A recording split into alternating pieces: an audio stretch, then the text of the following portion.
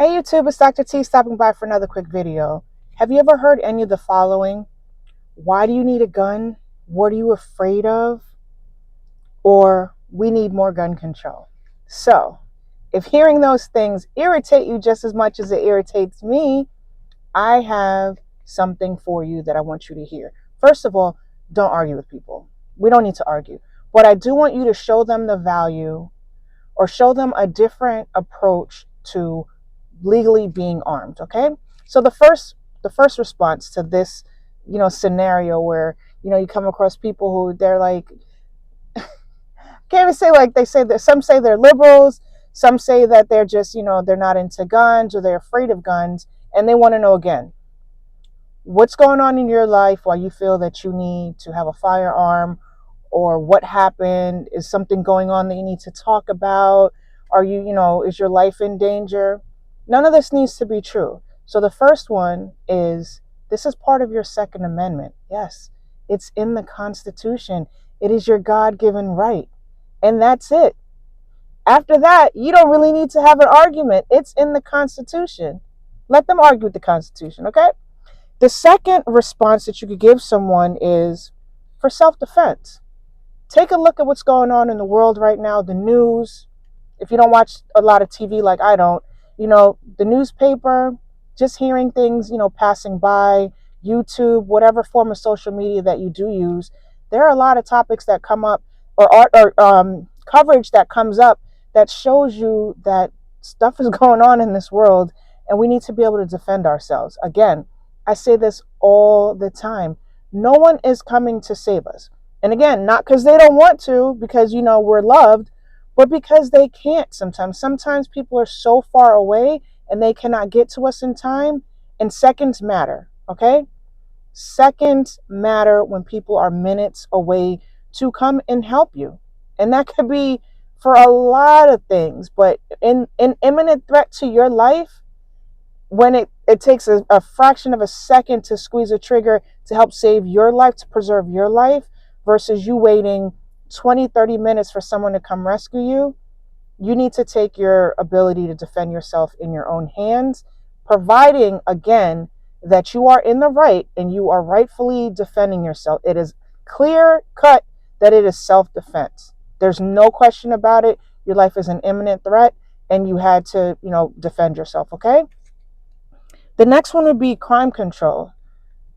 If somebody knows that there's a possibility that they might be unalived or shot because they're trying to harm you or commit a crime towards you, they may think twice before they react.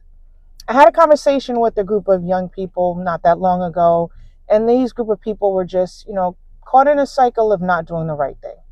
So we're talking about like robberies, we're talking about, crimes against other people that can get them put away for a very long time. And I explained to them, listen, a lot of people are carrying nowadays, and you need to be mindful of your actions. If you care nothing about yourself, care about your loved ones, because they're going to have to put you on a t-shirt. Okay?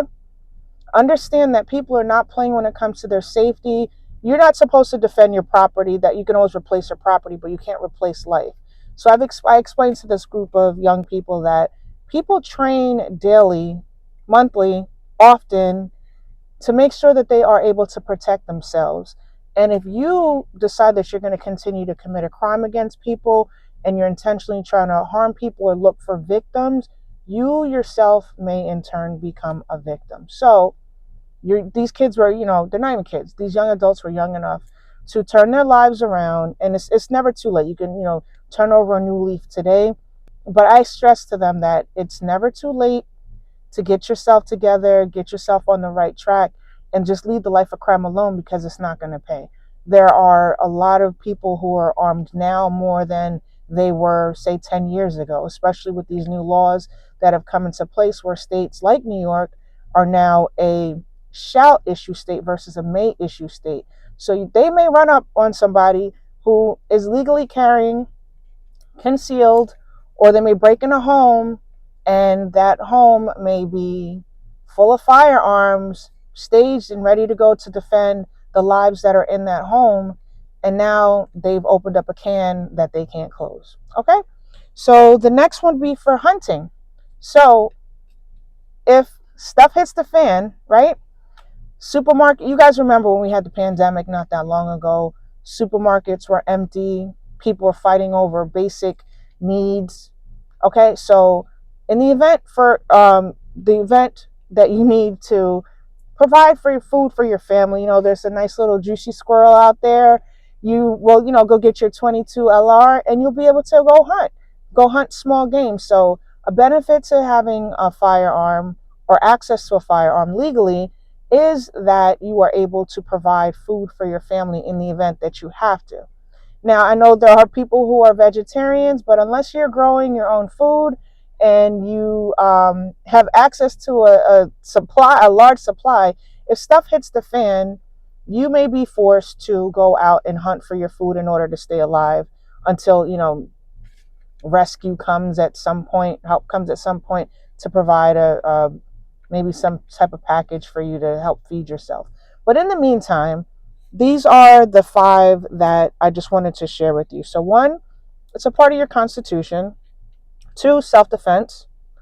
And, oh, there's another one. I forgot. This was number 3, actually. Criminals don't obey laws. They don't listen to the signs that are posted on the stores that we like to go into. They don't follow orders of protections. Again, these laws, they can't stop a person from committing a crime. These orders of protections or these, orders that are passed down through the justice system, they're not going to stop a person who is hell-bent on harming you or harming a loved one. So the 5, just to clarify, the 5 reasons are: 1, it's your constitutional right; 2, self-defense; 3, criminals don't obey laws; 4, crime control; and 5, for hunting purposes. Also understand that I'm Team Jesus. God's grace is sufficient, okay? He provides all of our needs, and we were blessed with someone who created a firearm. And over the years, they expanded on it, improved on it. So now that we have more options available when it comes to firearms. And like I said, the options they vary. They vary. You can get something basic, 2-shooter, a single shot, to endless supply of ammo that you could put in your firearm. But we have a God-given right, and I want you guys to start using the right that you've been given. Get legally armed. I talk to people all the time. They're probably so sick of me telling them or harassing them about getting legally armed, because I want everyone to be safe, okay? I don't want anyone, and if firearms aren't for everybody, some people just don't need to be around firearms because they're too scary and they will not, handle themselves in the right manner. Not, again, if you're going to be a safety issue when it comes to other people, if you have a firearm, then maybe that's not for you. But for those who have, a sound mind, who are able to defend themselves, who have good judgment, who are moral, prudent, follow, the laws, aren't out here doing the wrong thing. And, you're not, hyper. You're not you're just calm and you're mellow and you're just low key. So for anybody who is, looking to get legally armed, just, be the righteous person, do the right thing, and, get legally armed. Again, guns aren't for everybody. I'm not trying to push it on anybody, but for those who can be legally armed, please do so. And if you ever come across anyone who's like, why do you need a firearm? What are you afraid of? And all that, don't argue nobody. But please show them the benefit of being legally armed, okay? Please like, share, and subscribe, and I'll talk to you soon. Bye.